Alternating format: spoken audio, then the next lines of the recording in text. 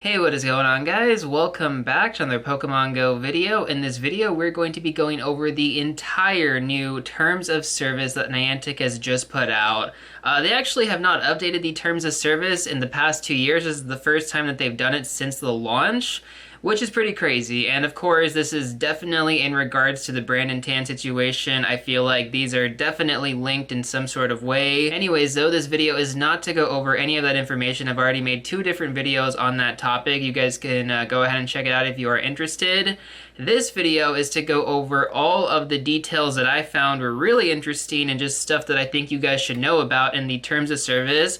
I spent the last 2.5 to 3 hours going over it, and my gosh, guys, I never thought I would read the entire Terms of Service, but I did, and I learned so much. So with that being said, let's go ahead and dive into all of the juicy details of the brand new Terms of Service that Niantic has put out. So first of all, the Terms of Service is not only for Pokemon Go, it says Niantic in general, so this is for all of the games. Any other game that Niantic will be releasing in the future, for example, the Harry Potter game, these Terms of Service will apply to all future games as well.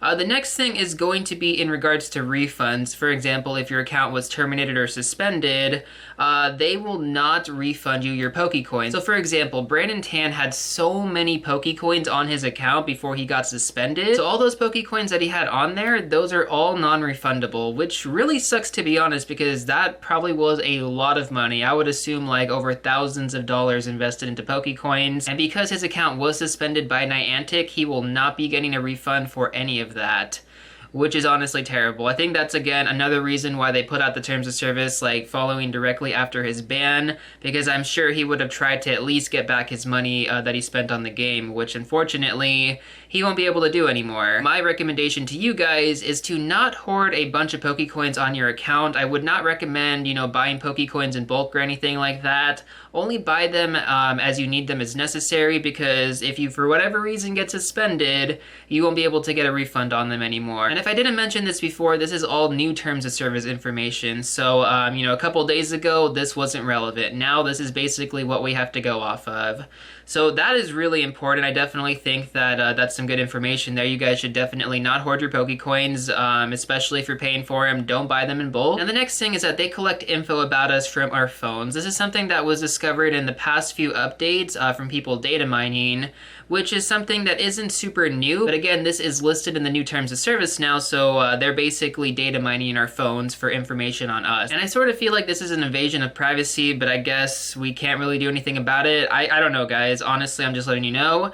Following that, it's going to be cheating, right? We're going to go over some of the cheating things now. So in regards to cheating, cheating is defined as anything that alters or interferes with the Terms of Service. So that's a pretty broad statement there, but they do have some listed stuff down here. The first thing is basically third-party software, right? So anything that's modified or an unofficial client.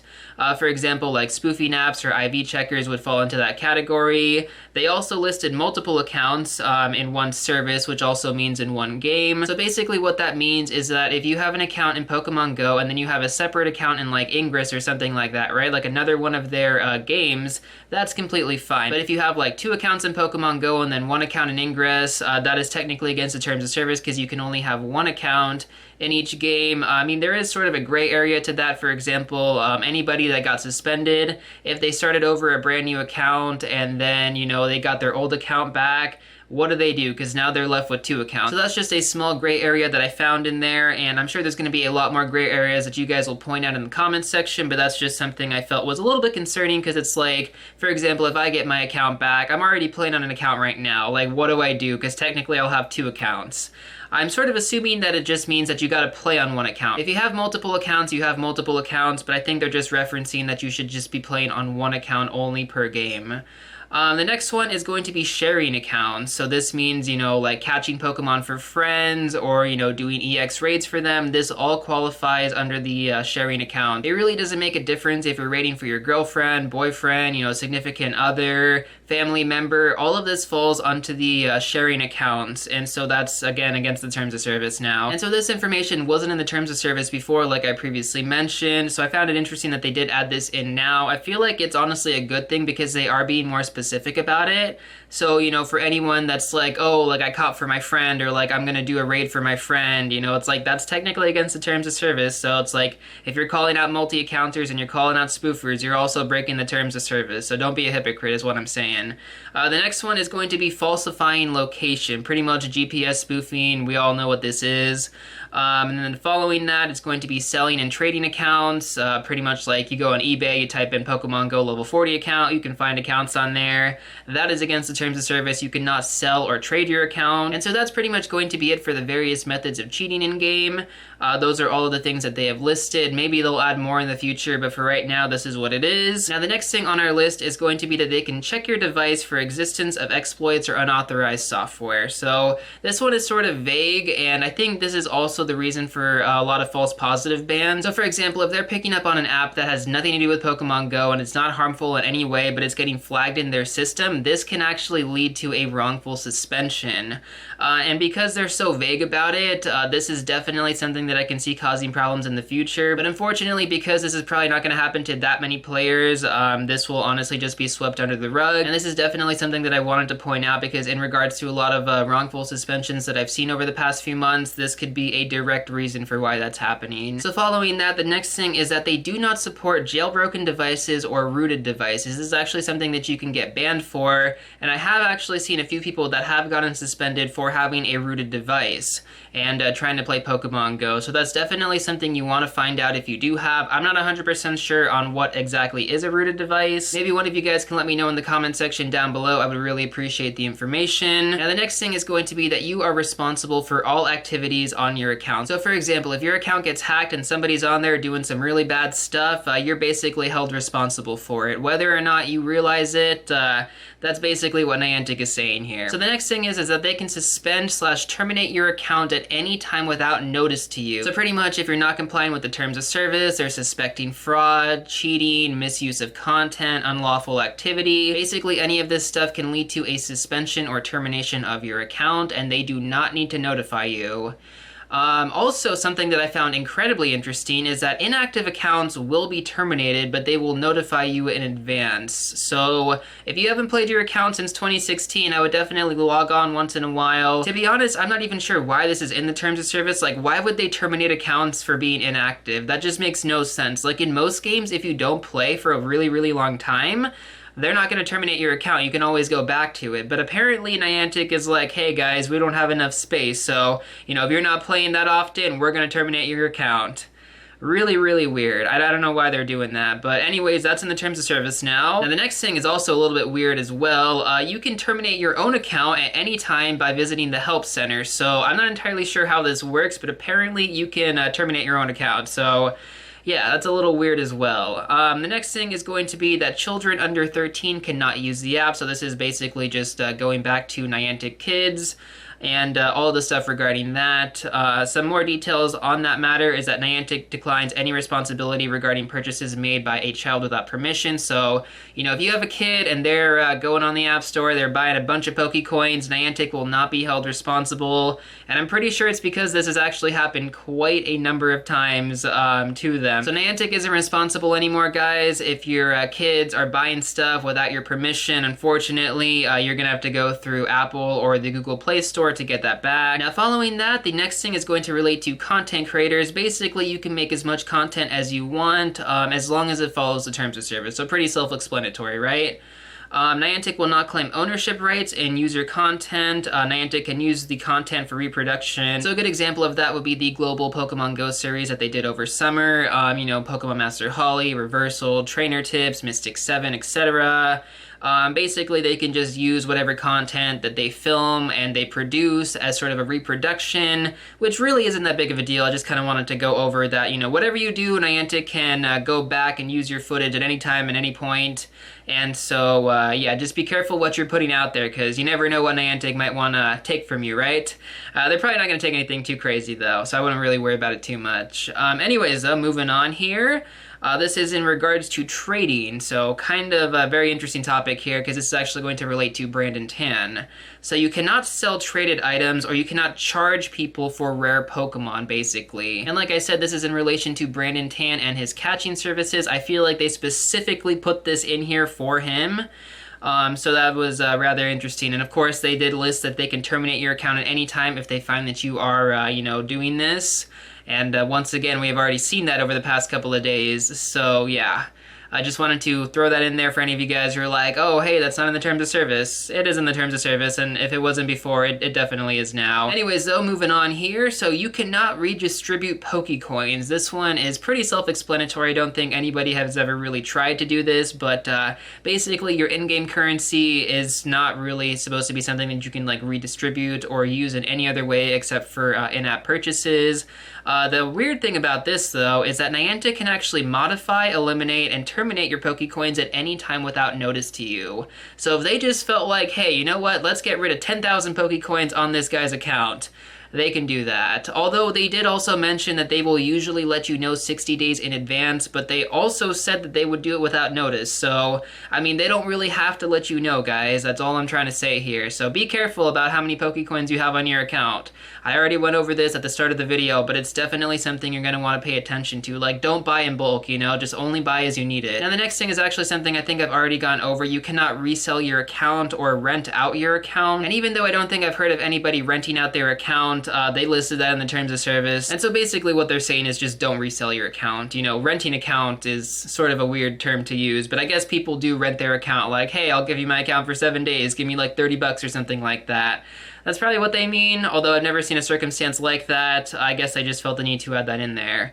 A lot of this stuff is very detailed, guys. I feel like they took a lot of time to cover all corners and make sure that they cannot be held liable for a lot of different things. Alright, though, so the next thing is actually a pretty significant one. You cannot data mine. And they actually went into more detail about this in the actual terms of service, but this is pretty much the long story short version. Yeah, you can't data mine. So everything that is, I think it's Chirala's? I don't know if I'm saying that correctly. The Sylph Road, Kelvin, all those people who data mine and give us the information beforehand, basically when an update rolls out. This is really against the terms of service. Like, they went into this detail quite a bit. And so this is something to definitely keep in mind because a lot of people, are TOS advocates, which basically means that they just preach the terms of service. And I'm sure they benefit all the time from information like this, even though they don't realize that it is against the terms of service to data mine it. So it's sort of a weird stance, but yeah, that's just what it is.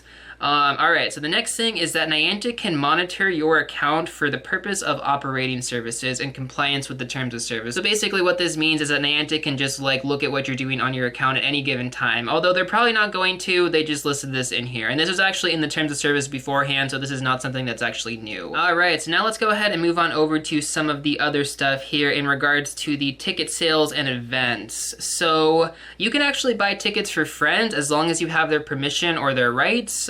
So like, for example, GoFest tickets, you can actually buy tickets for your friends. It's in the terms of service here. And so pretty much if you're in that situation where you're buying tickets for your friends, you just have to make sure that you register their information and you get all that information beforehand because these are non-transferable. So if you mess something up, when you end up going to GoFest for real and you actually match their IDs and stuff, if it's not accurate, they won't be able to get in, and this stuff is non-refundable. So yeah, that's definitely something you're going to want to make sure you do right the first time. And of course, the next thing is that you can be searched on entry during events. This is sort of a given with any sort of big public event, so I don't think this is something that's really too crazy or anything like that. The next thing, though, is actually a little bit more crazier, which is going to be the acknowledgement of all risks. So basically, they listed here in short, any sort of contact with a person, obstacles, equipment hazards, including defective/broken equipment, weather, inadequate first aid, judgment/behavior problems, natural hazards, etc., right?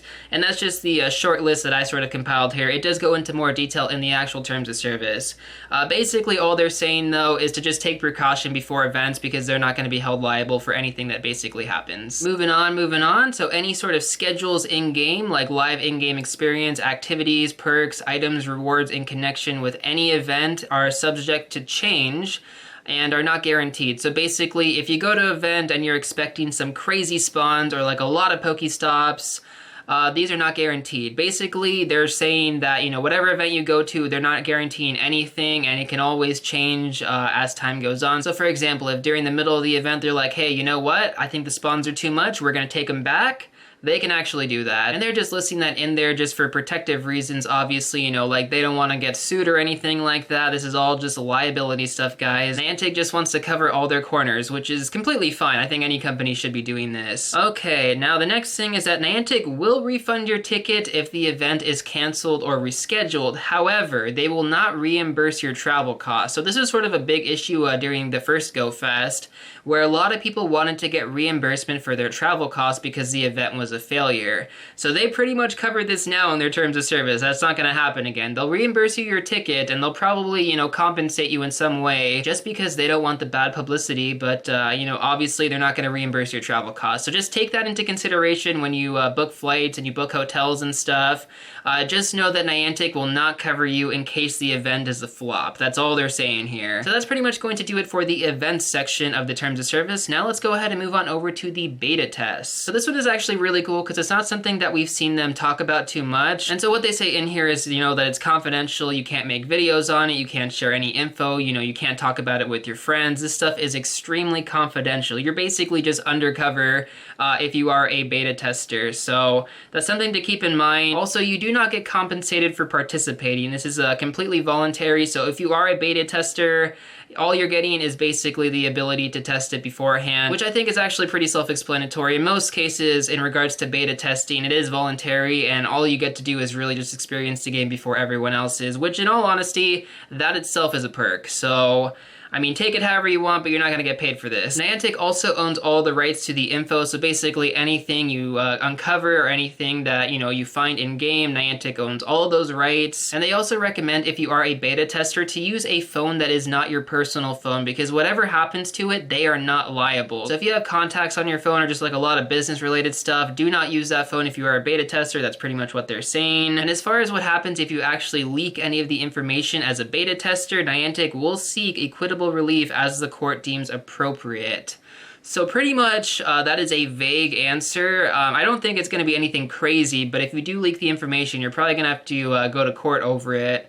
Although I'm not 100% sure on that. That's just what they put in the terms of service. Again, the whole beta testing thing is sort of new to me. I don't know exactly how that stuff works out, but just don't leak the information. I think that's just easier than going through that process.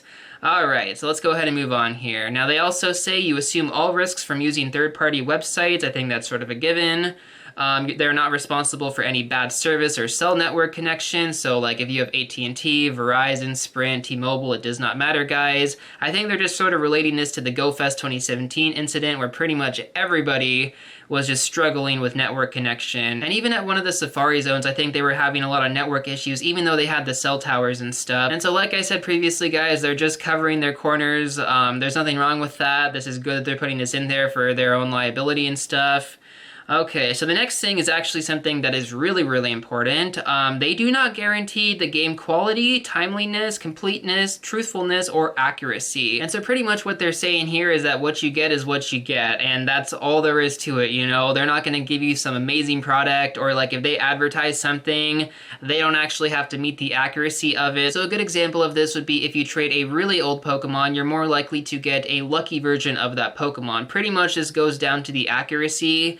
They're just saying that they do not guarantee that, right? And there's like a lot of other scenarios I could go over, but that's just the one that sort of came to my head here. Now another really general one, I kind of just sort of summed this one down. Niantic is not liable for any damages. Now they do go over this in more detail in the actual terms of service, but what they're saying is that they're just not liable for anything that happens, right? Now we're about to get into some of the really good stuff here in regards to lawsuits and arbitration. You actually waive your right to a trial as well as to participate in a class action lawsuit if you do not opt out of arbitration within the first 30 days of accepting the terms of service.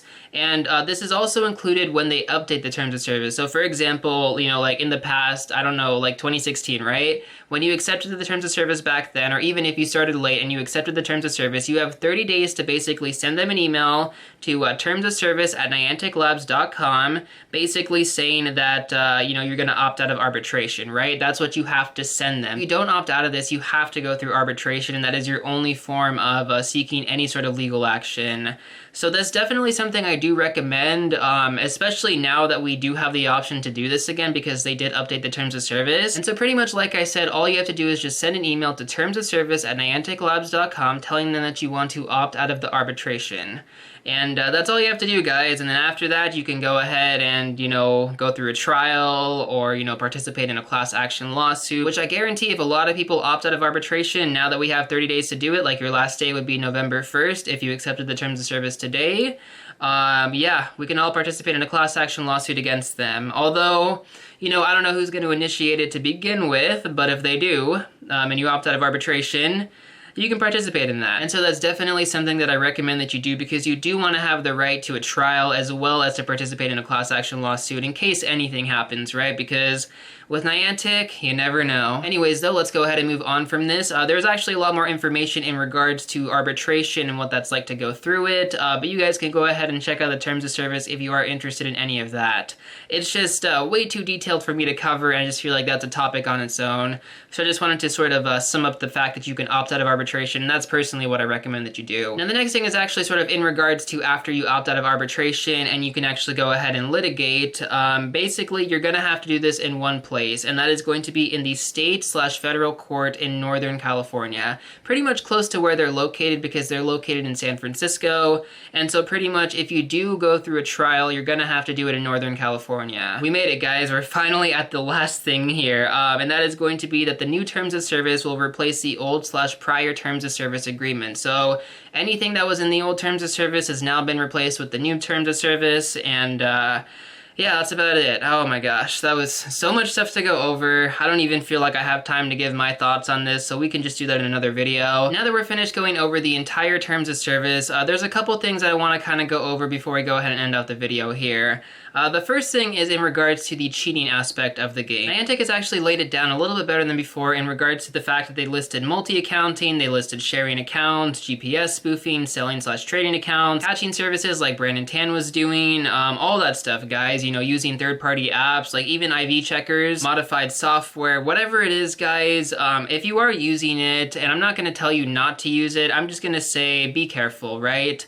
And if you are using anything like that, including IV checkers, which is something that's really, really small, just know that you can get suspended for it and you can actually have your account terminated. So, if you are going to continue to do this, whether that be sharing accounts, multi-accounts, IV checkers, whatever it is, guys, just know that, this is all in the terms of service now. They laid it out for a reason, and I think Brandon Tan getting banned is just the start. I think over the next few weeks and the next couple of months, we're going to see a lot more bans like this, and we'll sort of get a better idea of what exactly they're targeting. Personally, I don't know how they're supposed to detect when you're multi-accounting. Like, do they have, like, drones secretly spying on you, and they can see that you have, like, 2 phones in your hand or something like that? So it's sort of weird. I don't think they're going to be able to detect like a lot of this stuff. So in regards to that, I just say don't post it on social media. If you are going to do it, just keep it on the low key. And yeah, that's just my best recommendation, especially with IV checkers and stuff like PokeGenie and Calci IV. I know that a lot of people will post their screenshots with the actual like IV appraisal. Don't do that. Like, I'd highly recommend not doing that because you're pretty much showcasing that you are using an IV checker, which is against the terms of service. And that is something that you can get your account suspended for. So just, keep that in mind. So just be careful what you're sharing on social media. You don't want anything to get in front of Niantic's eyes because that can obviously lead to an account suspension or termination. Obviously, Brandon Tan was very vocal about his catching service and, using multiple accounts and stuff like that, which in his defense, he said he was doing it for 2 years. And I can actually sympathize with that because it's sort of like Niantic should have been enforcing this from day one. I don't know why it took him 2 years to actually lay down all these rules. I mean, seriously, they should have been doing this from the very beginning because the problem with all this right now is that so many people have used multiple accounts, so many people share accounts, and, they've done a lot of this stuff. They use IV checkers, and to have their accounts banned now after putting in so much time and effort and, to some people, lots of money, it's like, it's just a big slap in the face because these things should have been laid down at the very beginning. But, you know, take it however you want, guys. It's pretty much here now, so whatever you do moving forward, just know that you can get suspended and terminated for it, and don't be surprised if you do. Like I said, just be careful what you're putting on social media, and that's just my best recommendation to you. We'll have to cover a lot of this stuff in another video. I feel like this video is already way too long as is. If you have any questions at all about anything that I went over in this video, let me know in the comment section down below. Maybe we can do like a sort of Q&A video in regards to a lot of this stuff, because I'm sure there are a lot of questions you guys have. I mean, there's so many gray areas in the terms of service, and I definitely think that's something that we can discuss in the future. But for right now, that is pretty much going to do it for this video. So if you guys did enjoy it and found it helpful, feel free to hit that like button down below. As always, I'd really appreciate it. And if you'd like to see more Pokemon Go content, make sure to hit that subscribe button for future videos. And I will see you all real soon in the next one.